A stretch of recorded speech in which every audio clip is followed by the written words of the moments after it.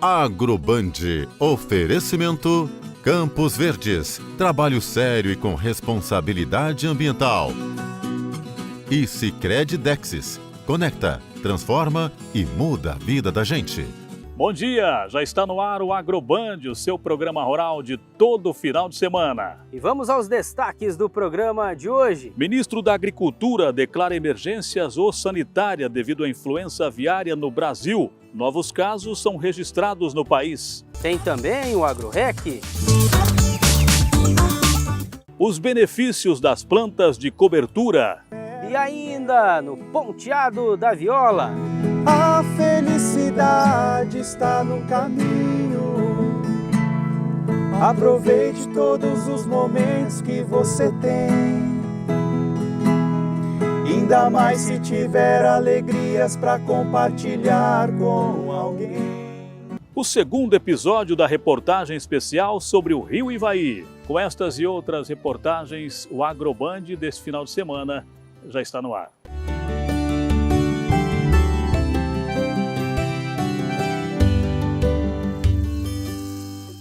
Olá, seja muito bem-vindo a mais um Agroband aqui pela sua TV Maringá para quase 90 municípios de toda a região norte, noroeste e centro-norte aqui do estado do Paraná. Um programa rural feito por quem é do campo.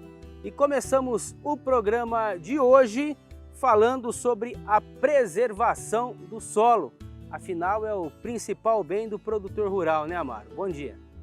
Bom dia, Kleber França. Bom dia a todos que nos acompanham. A todos, muito obrigado pela audiência. A região de Paranavaí pelo 15.1 e a região de Maringá pelo 6.1. Exatamente, viu, Kleber? É uma forma de preservar o solo também, utilizando dessas plantas de cobertura. A primeira reportagem de hoje do Agroband fala sobre esse assunto. Culturas de cobertura são plantas cultivadas com a finalidade de criar uma camada de proteção no solo e melhorar a infiltração de água. Essa camada sobre o solo ajuda a caracterizar o plantio direto, fazendo com que tenhamos uma umidade e menos erosão na nossa propriedade. Algumas espécies de plantas de cobertura, como o milheto e as braquiárias, possuem a capacidade de reciclar nutrientes essenciais para o crescimento e desenvolvimento das plantas, que serão cultivadas em sucessão, e no caso da maioria das leguminosas, como fixadores do nitrogênio atmosférico. Estas características das plantas de cobertura podem contribuir para reduzir custos de produção, especialmente com fertilizantes químicos, que além de impactarem o custo de produção das culturas cultivadas para a produção do grão, fibras e energia, tratam-se de recursos naturais não renováveis. As plantas de cobertura, quando adequadamente utilizadas, se constituem estratégia para a melhoria dos atributos físicos, químicos e biológicos do solo. Além do mais, são essenciais para incrementos da matéria orgânica do solo, que é essencial na dinâmica desses atributos que compõem a fertilidade do solo. A braquiária rusiciensis é uma excelente opção para planta de cobertura nas regiões quentes do Paraná. O cultivo de espécies de plantas de cobertura pode ser feito utilizando-se uma única espécie, duas ou mais espécies semeadas ao mesmo tempo na mesma área. A semeadura simultânea de mais de uma espécie sob o ponto de vista de melhoria de biodiversidade no sistema é inquestionável. No entanto, tudo irá depender do propósito que se tem com o cultivo da planta de cobertura e das espécies consorciadas. É fato que o uso de plantas de cobertura tem uma certa restrição de boa parte do setor produtivo, já que não resulta em retorno financeiro direto e imediato. No entanto, os reflexos e entraves dos sistemas de produções atuais, baseados em sucessão de cultivos, indicam de forma clara o papel dessas espécies na diversificação e viabilidade dos sistemas de produção. Bom, plantas de cobertura são algumas espécies que, quando utilizadas no sistema de produção, elas não geram renda imediata, mas são investimentos que o produtor faz no médio e longo prazo para se ter melhoria de qualidade de solo, tanto física, química e biológica, para se ter uma adequada conservação do solo e da água. Então isso é uma finalidade muito grande das plantas de cobertura, entregar essa capacidade de infiltração e retenção de água, reduzindo a erosão, o que é muito importante para os sistemas de produção. Uma outra finalidade muito grande das plantas de cobertura é a capacidade que elas têm em suprimir algumas plantas daninhas. Então isso contribui também para reduzir a pressão de controle, né, e os custos com herbicidas. E algumas espécies de plantas de cobertura também podem ser posicionadas no sistema de produção para entregar alguns benefícios fitossanitários. Um exemplo que a gente pode dar é a crotalária, são as crotalárias, que são espécies de cobertura bastante importante, que têm a capacidade de reduzir a pressão, a infestação de fitonematóides. Então, isso são as plantas de cobertura. Nós temos várias espécies adaptadas aqui para o estado do Paraná que podem ser utilizadas como plantas de cobertura. Quais são esses tipos de plantas? Nós temos um rol muito grande, nós temos plantas de cobertura muito adaptadas à região fria do Paraná, por exemplo, que são muito utilizadas no inverno, como a aveia preta, aveia branca, centeio, triticale. Nós temos algumas leguminosas adaptadas ao inverno, como por exemplo as ervilhacas, a ervilhaca peluda, a ervilhaca lisa. E nós temos um rol grande também de espécies adaptadas a clima mais quente. E aí a gente pode dar o destaque para as braquiárias, nós temos várias braquiárias, mas a mais utilizada é a braquiária rusesiensis, por ser fácil de implantar, fácil manejar, fácil de dessecar. Nós temos também os milhetos, nabo forrageiro, ou seja, nós temos várias opções que podem ser utilizadas tanto em cultivo solteiro quanto em cultivo consorciado, que hoje nós chamamos de mix de plantas de cobertura. E quais os cuidados que se deve ter na implantação e manejo dessas culturas? Bom, são culturas que nós temos que adotá-las como qualquer cultura comercial. Nós temos que ter o cuidado, né, de adquirir sementes de boa qualidade, colocar a quantidade de sementes adequada, posicionar essas plantas de cobertura nas épocas que elas têm adaptação, que elas tenham adaptação e consigam ter um crescimento vegetativo vigoroso, além, é claro, de ter sempre o cuidado, né, de não posicionar uma planta de cobertura que pode ser hospedeira de alguma doença que seja problema em algumas culturas comerciais. Mas um ponto muito importante dentro dessa tua pergunta é exatamente as oportunidades que nós temos dentro dos sistemas de produção de inserir as plantas de cobertura. Uma vez que elas não entregam uma rentabilidade econômica no curto prazo, né, elas são utilizadas para a produção de biomassa, tanto de raízes quanto de parte aérea, melhorando aí a qualidade do solo, a conservação do solo, mas o produtor ele tem que ter aquela renda no curto prazo também. Um outro exemplo muito importante, aqui no Paraná nós temos aí o sistema soja-trigo, também muito importante nas regiões mais frias, sobretudo. Geralmente a soja é colhida ali em setembro, início de março, e por vezes o trigo é plantado lá no final de maio, junho, né, até final de junho, né, nas regiões mais frias, até início de julho. Isso cria uma janela, né, que nós chamamos de janela outonal. Então nessa janela outonal aí existe a oportunidade de inserir uma planta de cobertura. Só que ela tem que ser uma planta de cobertura de crescimento rápido, porque a janela é estreita. E essa é a importante dica para o produtor rural, né? A importância de ter na sua propriedade as plantas de cobertura, né? Sem dúvida, utilizá-las, né, como uma ferramenta para melhorar o sistema de produção, como um investimento. E aí o produtor precisa analisar essas condições que cada propriedade tem de quando e como inserir essas plantas da melhor forma possível para se ter os benefícios que elas podem entregar.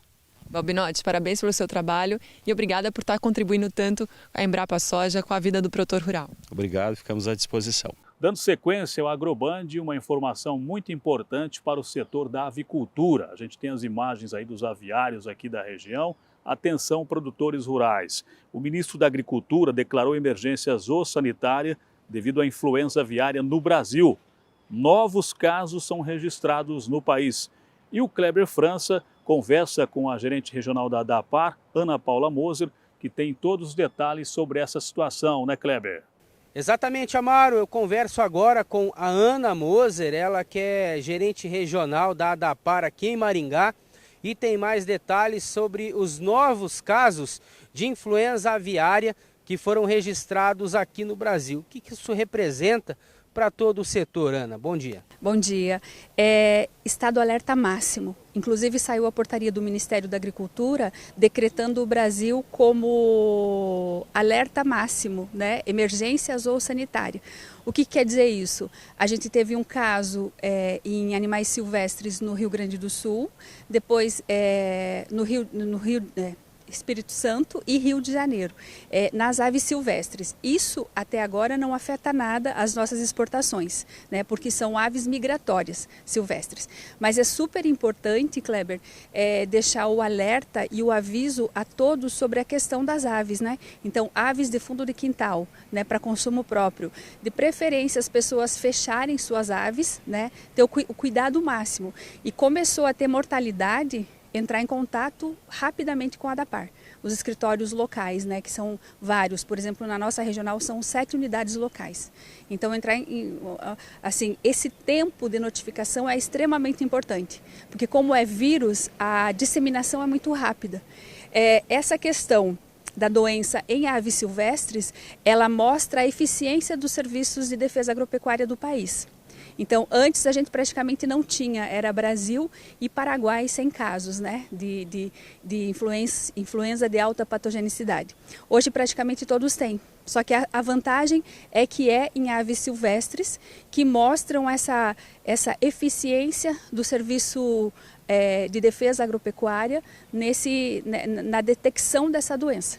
Quer dizer, o vírus está por aí, então é importante esse cuidado com alta mortalidade, avisar a gente, e também as granjas comerciais, né?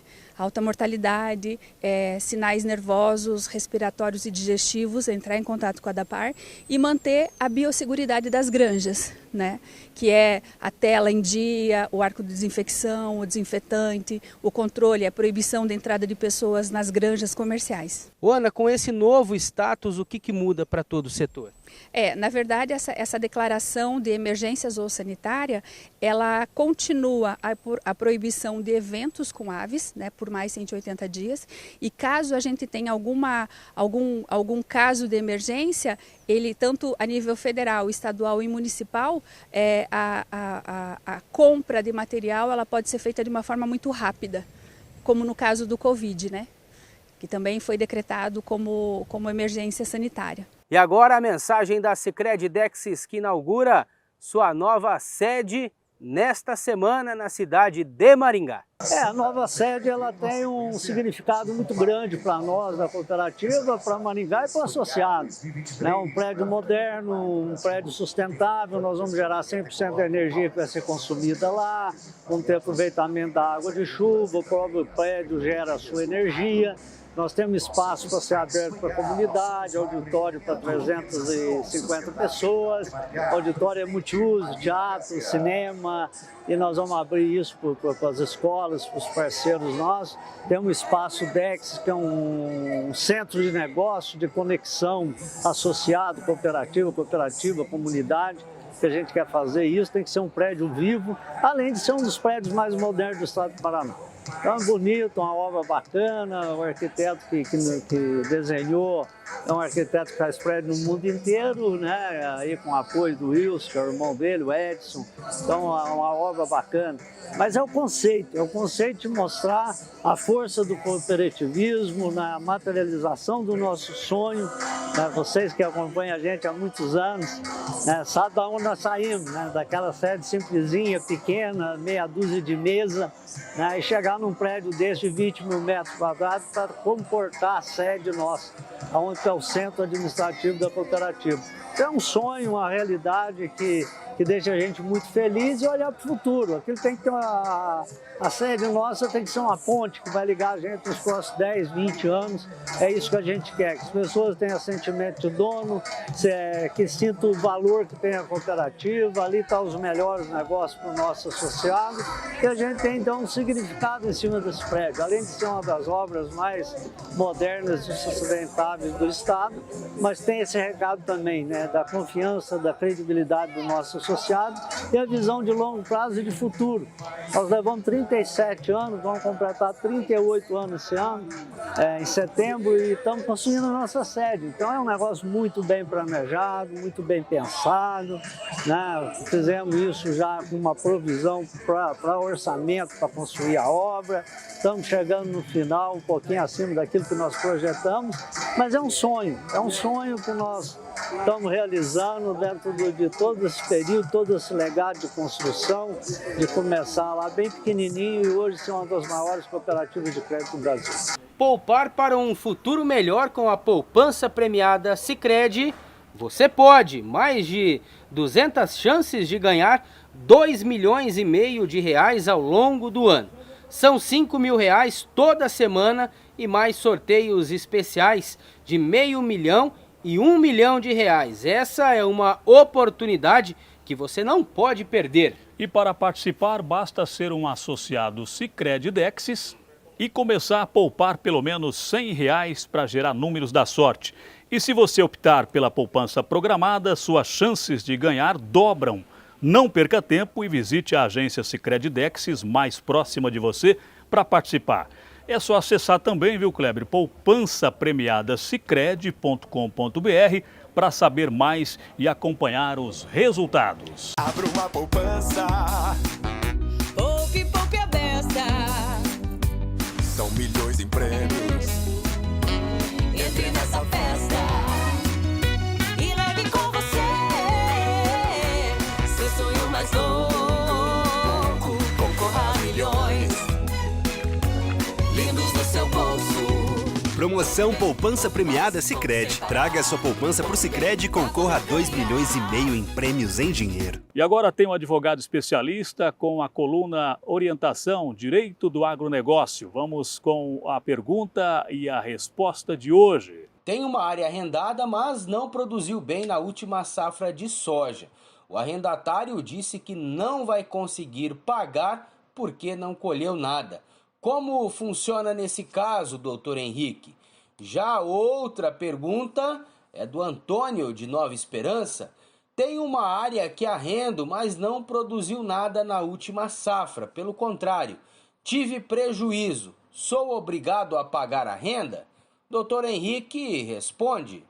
Olá, tudo bem? Olha, contrato de arrendamento é sempre uma situação bastante complexa, porque você tem que imaginar que, de um lado, você tem um arrendatário que tem certeza absoluta que, se ele não conseguiu produzir, não foi responsabilidade dele, o mais justo é que ele não tenha que pagar a renda para o proprietário.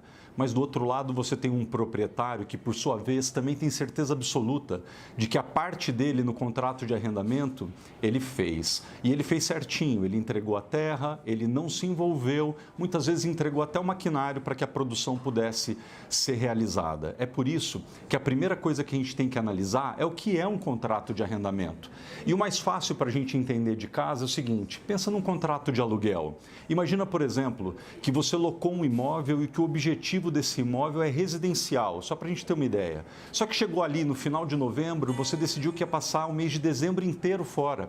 Então o contrato não chegou a atingir o seu objetivo, porque chega no mês de dezembro, você vai para a praia, ou vai ficar com seus parentes, ou vai visitar alguém e passa 30 dias longe. A pergunta é, ainda assim, aquele mês do contrato, você precisa pagar pelo aluguel?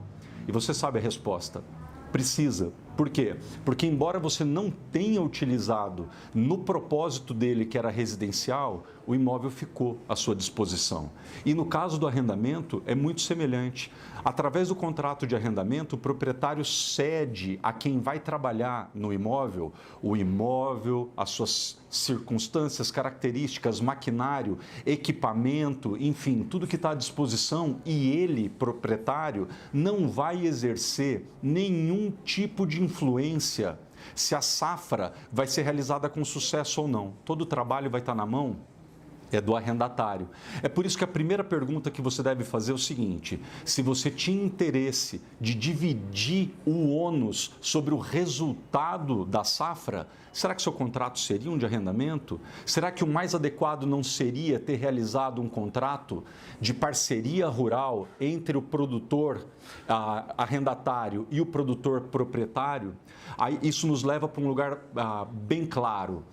Dentro do agronegócio, o contrato barato, o contrato informal, o contrato mal feito, aquele que simplesmente você pegou com o seu contador ou que seu filho baixou um modelo na internet e vocês só colocaram os nomes, esses contratos baratos, eles normalmente saem muito caro para o produtor rural. muito caro. Seja um contrato porque você está comprando um imóvel, seja um contrato porque você vende um imóvel, ou compra maquinário, vende maquinário, parceria rural, parceria pecuária, um contrato de arrendamento. É sempre importante que você, em primeiro lugar, entenda o que você deseja do contrato e depois consulte um advogado agrarista para te auxiliar. Seja para redigir o contrato, ou mesmo que a outra parte lhe dê o contrato já escrito, seja para revisar de acordo com os seus interesses. Bom, vamos lá nessa situação, mesmo que fosse um contrato de arrendamento. Seria proibido que as partes colocassem ali algum tipo de cláusula prevendo uma quebra de safra? Não. Poderia ter sido colocado. E que tipo de cláusula? Todo tipo de cláusula. Você poderia, por exemplo, ter previsto no contrato que, em havendo uma quebra de safra, o produtor arrendatário teria que pagar, por exemplo, só uma fração do valor da renda. 10%, 30%, 50%, sem problema nenhum. Poderia colocar que mesmo essa fração poderia ser pago parcelado nos próximos anos. Mas se nada disso foi colocado no contrato, a resposta é bastante clara. O arrendatário tem sim que pagar pela renda e o proprietário tem sim o direito de receber integralmente no valor combinado, na data do vencimento, independente de quebra de safra. Quer saber como fica a previsão do tempo nesse final de semana e nos próximos dias? Confira aí na sua tela.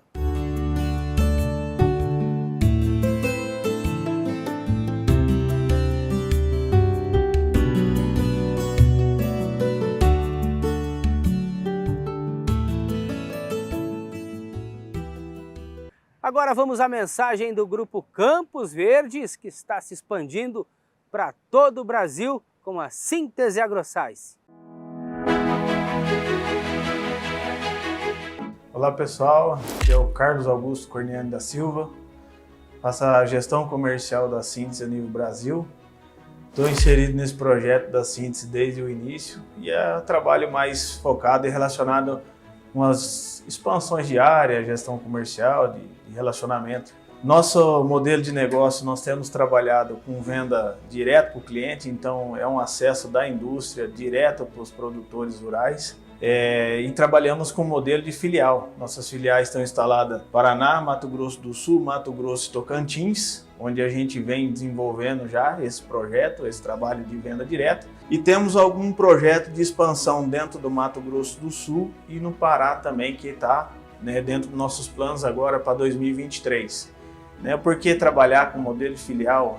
A gente está trabalhando com um produto disponível, a pronta entrega para o nosso cliente para atender ele na hora certa e também criar um relacionamento. O nosso foco hoje, o nosso objetivo é levar uma assistência para o cliente, então não é só venda, é levar resultado, é levar uma parceria.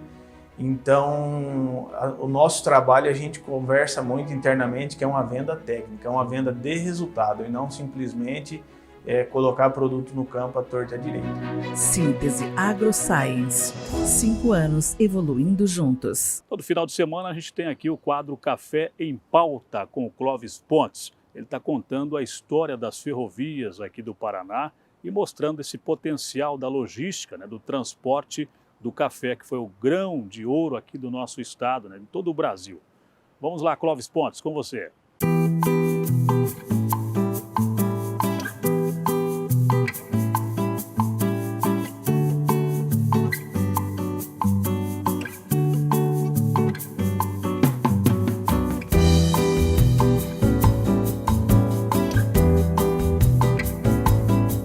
Olá pessoal, tudo bem?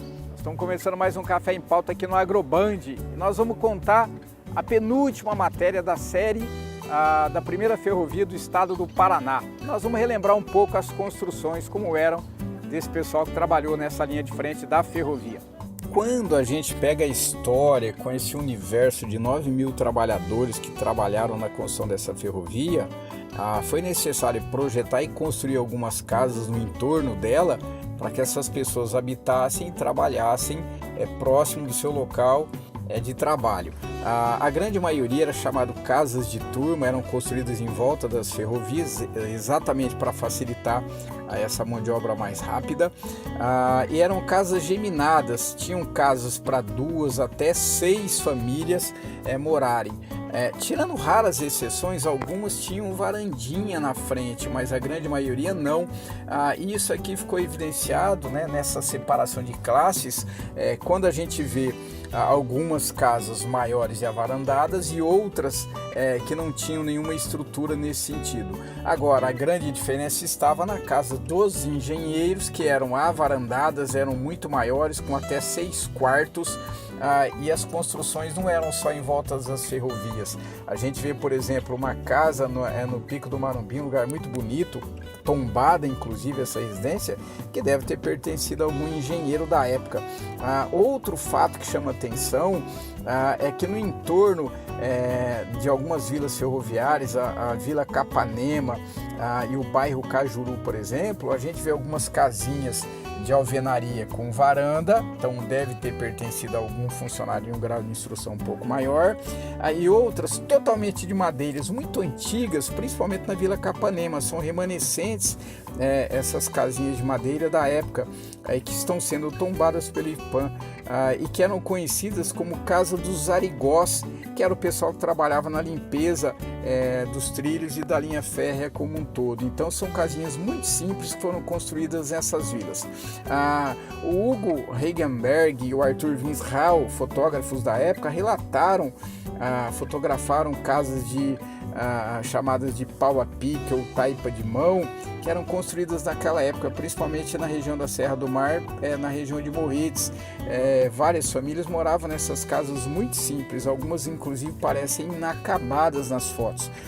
E também fotografaram e relataram a foto na casa da Dona Maria Inácia Cota, uma das moradoras mais antigas de Morretes, e que nós vamos depois falar inclusive sobre ela no final desse documentário, tá bom?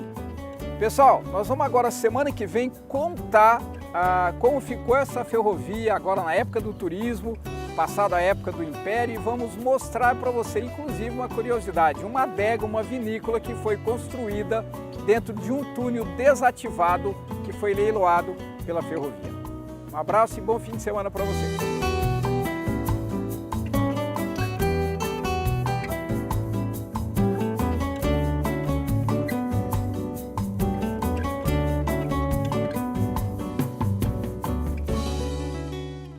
Não saia daí não, a Agroband vai para o intervalo, daqui a pouco você confere. A segunda reportagem da série sobre o Rio Ivaí. E ainda tem moda boa com Vinícius Morimoto e companhia, aqui no Agroband. Não espere pra dizer que ama, não espere pra se apaixonar, não espere pra matar saudade, ou às vezes se desenganar. O Agroband volta já já. Não dê chance da gente se reencontrar. Abrace a vida no peito e siga em frente. E nunca pare de sonhar.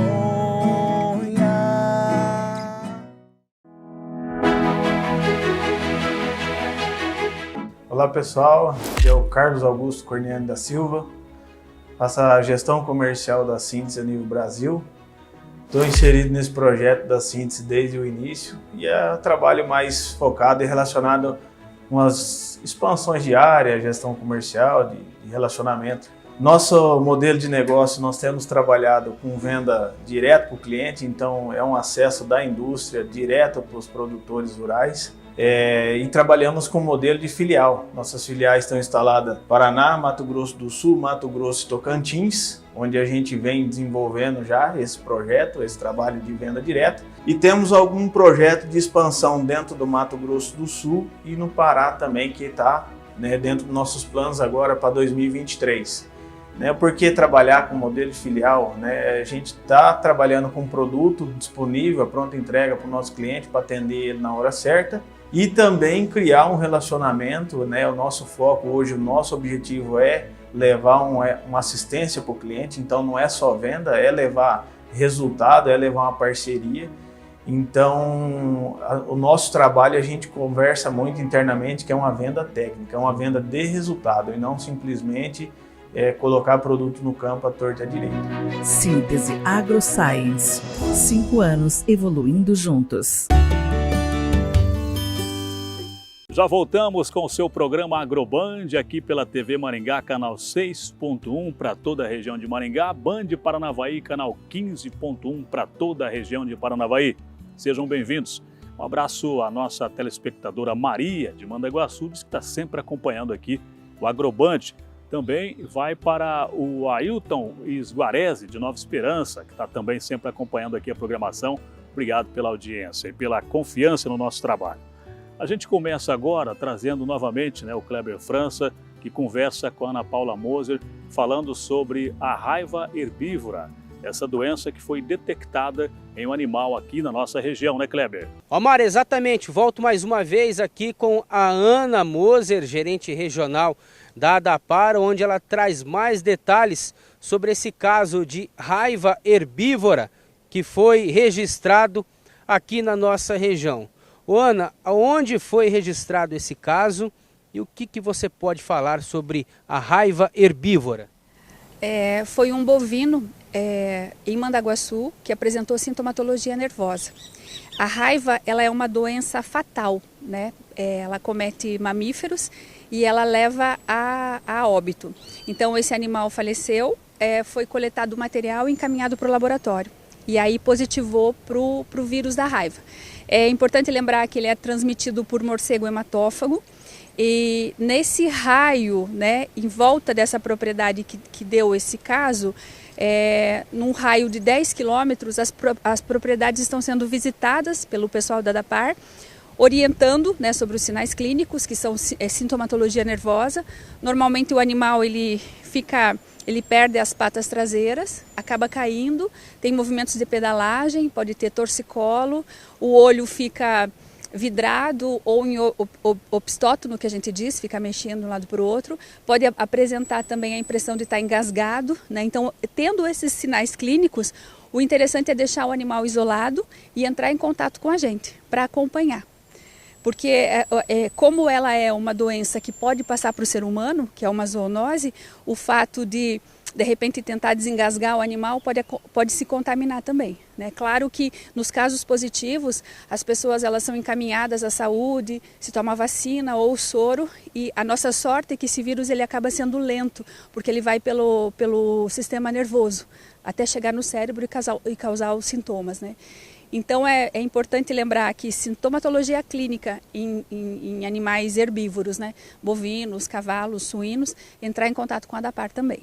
Para a gente finalizar aqui de maneira rápida, você fazer um convite para o pessoal também fazer o cadastramento de animais. Isso mesmo, Kleber. A gente está em campanha de atualização de rebanho. Ela iniciou no começo do mês de maio e vamos até 30 de junho. Então, todos os produtores, né, as pessoas que tenham animais de produção, bovinos, equinos, caprinos, ovinos, suínos, aves, abelhas, devem atualizar o seu cadastro. E de que forma, né? Tem as unidades locais da ADAPAR, nos 7 municípios, que é Astorga, Cianorte, Colorado, Mandaguaçu, Mandaguari, Maringá e Nova Esperança. Também tem os escritórios municipais que acabam emitindo o GTA nos municípios das unidades. Também sindicatos rurais e também pelo site da ADAPAR. Tem um link facinho de lançar lá os dados do rebanho, ou também pelo aplicativo, que é o Paraná Agro. Baixa o aplicativo, preenche os dados e atualiza cadastro. Confira agora o recadinho da AgroSafra.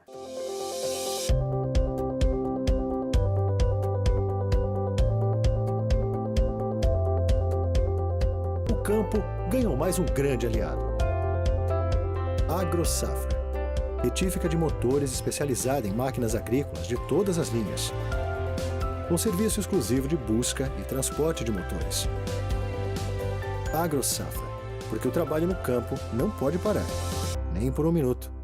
A AgroSafra fica ali na Avenida Morangueira, número 2938, ali no Jardim Alvorada. Inclusive, a empresa está ofertando um novo serviço para você que possui veículos a diesel. A AgroSafra, com experiência no ramo aí de mais de 40 anos, no ramo de retífica de motores e recuperação de cabeçotes, blocos, variabrequins, né? Agora resolvemos investir em mais um setor para ampliar nossa gama de serviços para o produtor, para o cliente, que vai trazer mais uma facilidade para o cliente, né? Seria a parte de injeção diesel e a parte de bomba injetora também. Estamos com equipamento de alta qualidade, equipamentos de ponta, né? E com profissionais gabaritados aí para executar esse tipo de serviço. É isso aí, Kleber. Como o Vilmar acabou de falar, a gente está com todo o material para melhor atender nossos clientes. E você que tem um veículo a diesel, está com dúvida, está fumaciando, está gastando, seja lá um Jeep Compass, um carro utilitário, seja um Amarok, um Hilux, um S10, ou seja um caminhão até a linha Volvo, Scania, a linha FH da Volvo. A gente está mexendo também com veículo agrícola, né? As máquinas agrícolas, trator, colhedeira, colhedora de cana. A gente está trabalhando com todo esse material, compramos máquinas para melhor atender, aparelhos para fazer diagnóstico preciso no teu veículo e o fundamental, tratar bem nossos clientes, fazer com que eles se sintam em casa, fazer com que saiam satisfeitos, perfeito? Então qualquer dúvida é só estar entrando em contato com a AgroSafra, a gente vai estar indo até você, prestando um suporte, prestando um socorro, também com o serviço de chicote, que é importante falar, deu um defeito no chicote do teu veículo, tá com a luz acendendo, a gente tem um aparelho para passar, diagnosticar esse defeito e corrigi-lo para você, perfeito?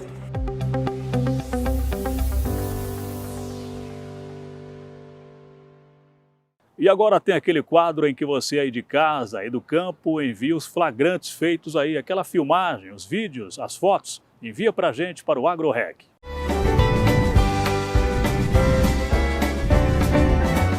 E bora pro AgroRec!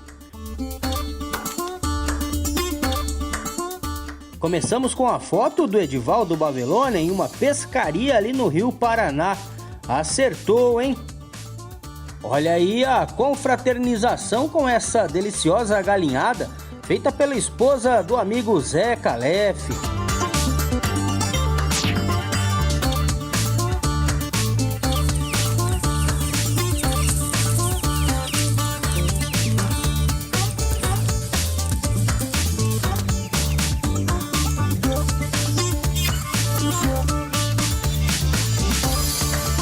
Esse aí é o Rafaelzinho, filho do Amário. Bom dia, meu amigo Kleber França. Estamos caminhando, hein? Aqui no segundo trevo de Jussara. Olha os pés de manga. Olha as torres. Olha que milho abençoado. Milho de 250 sacos de milho. É benção de Deus, só falta o preço para ficar bom. Grande abraço pro Ricardo Jorge ali de Jussara.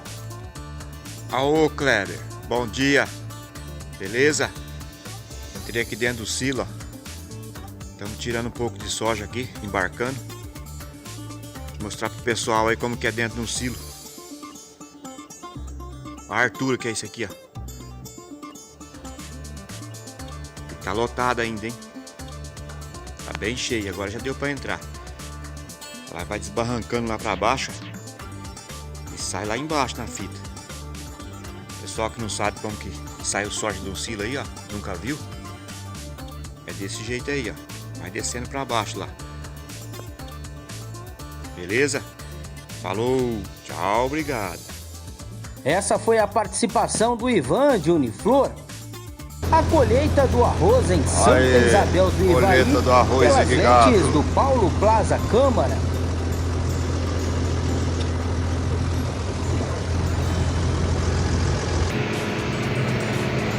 E aí, Miguel? Vai pra frente, rapaz. Aí, ó. Cuida aí.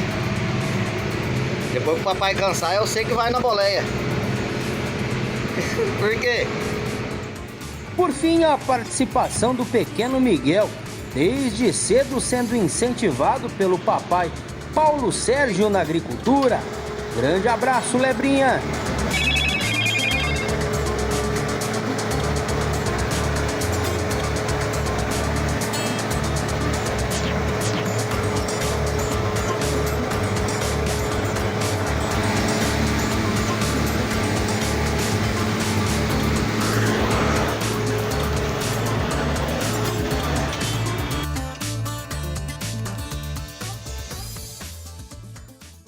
O número para participar do AgroRec é muito fácil, é o 44998241858.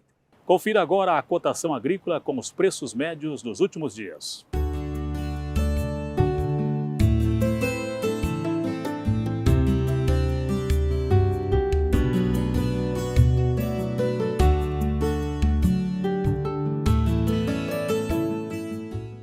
Agora tem um recado da Campos Verdes Máquinas Agiva para você, amigo produtor rural.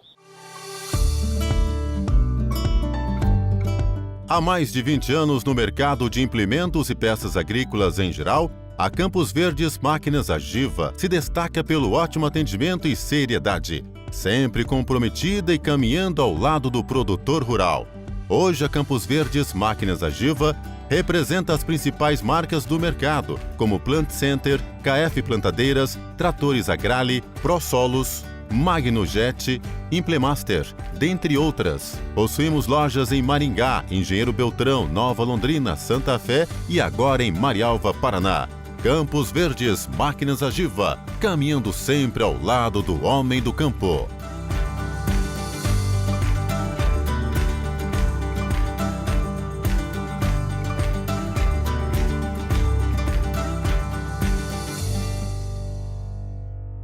Falou em peças agrícolas, falou em Campos Verdes Máquinas Agiva.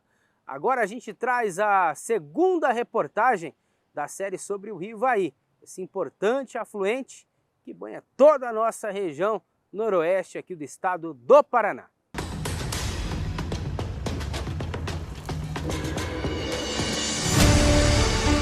Magnífico, belo, imponente. Uma série de reportagens para mostrar toda a beleza e a importância do Rio Ivaí. Aqui, na sua TV Maringá Band.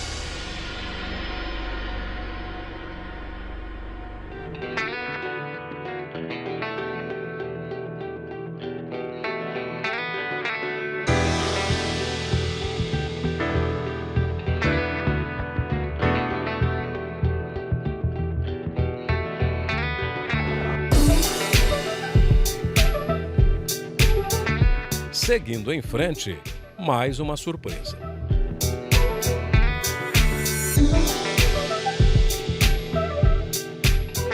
Essa é a Cachoeira Monumento Salto São João. Daqui também é que sai o Rio Ivaí. Dessa cachoeira, mais uma outra cachoeira chamada Barão do Rio Branco. E essa Salto Monumento São João, as duas cachoeiras que se unem lá embaixo e formam o Rio Ivaí. Aproximadamente daqui uns 20 quilômetros, elas vão percorrer e vão formar o nosso famoso Ivaizão, que deságua lá no nosso Rio Paraná.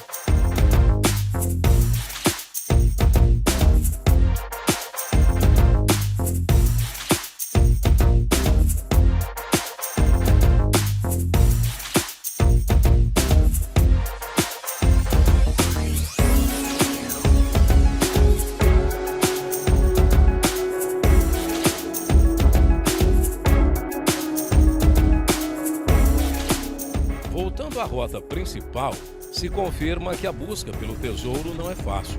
Estrada de chão batido, muita poeira. Vamos aí, pessoal, agora vamos descer a Serra do Sossonhenco, aqui no município de Prudentópolis aí. Vamos lá, simbora!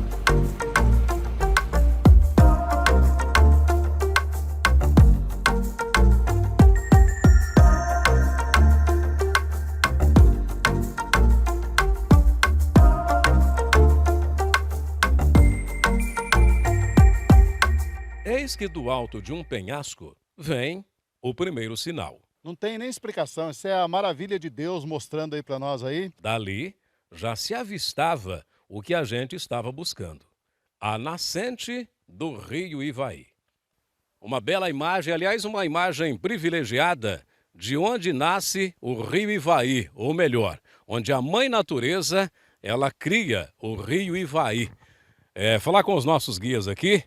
Ô Luiz Felipe, bora colocar o barco na água? Bora, vamos lá, né? Agora estamos aí, ó, pertinho, né, do nosso Ivaizão.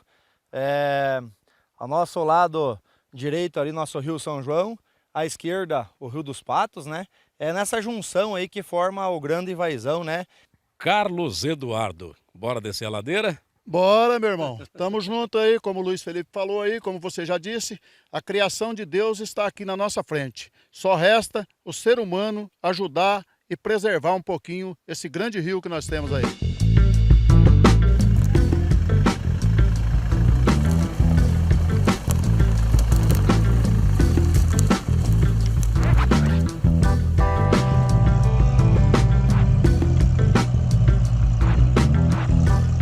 olha, gente, para chegar até a nascente do rio é assim, ó.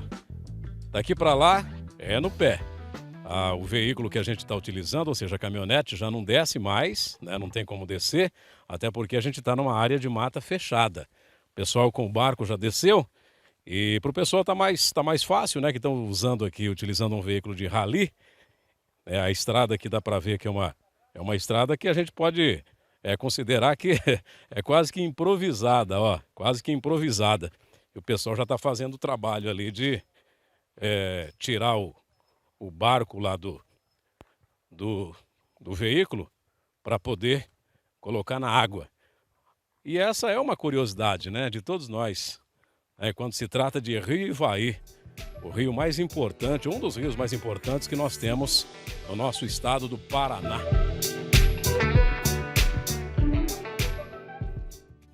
E assim a gente vai encerrando mais um Agroband. Obrigado, Beija-Flor, e a toda a equipe da Band que produziu essa bela reportagem. No próximo programa a gente traz a continuação sobre os destaques do Rio Ivaí, beleza? Vou ficando por aqui. Grande abraço, Amaro. Grande abraço para você de casa.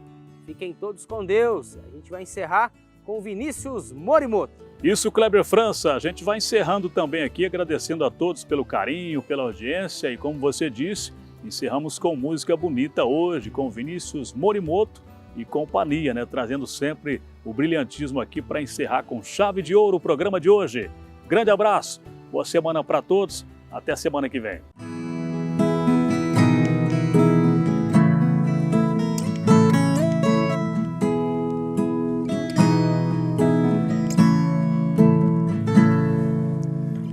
Será que a vida vai ser boa?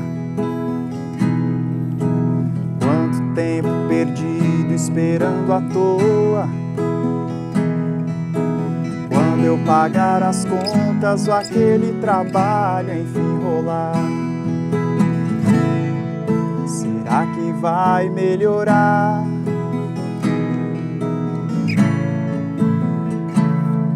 Não existe um trilho, um mapa que nos leve para este lugar. Sentidos, verdades, destinos, porquê e onde a gente quer chegar.